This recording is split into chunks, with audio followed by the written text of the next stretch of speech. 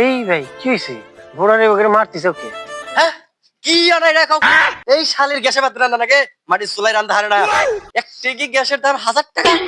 1000 টাকা যদি আমি বছরে সুদে লাগাই তা 50 টাকা সুদ হয়। তা না করে এই শালি শালি খালি কিভাবে আমার সংসারটা ধ্বংস করে দেয় এই তালে আছে।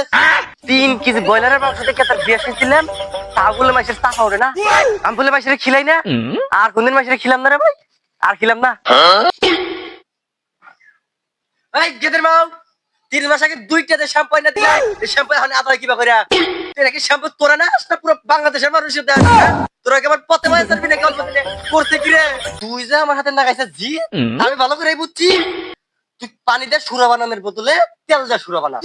যাওয়ান মাসে 200 গ্রাম করে তেল আইনা দিছি আর আইনা দিন না আমার এক পিন্ডের কামাই দেওয়ার সম্ভবই না আর পারব না। এই গেদের মাও দা 250 টাকা বাগুন পাইছিলাম, যদিও কটা পোকা মোকা আছে এটা করে রান্দিস না খাইয়া না পিনতে পেটে পাথর বাইন্দা সংসার বানাইছি।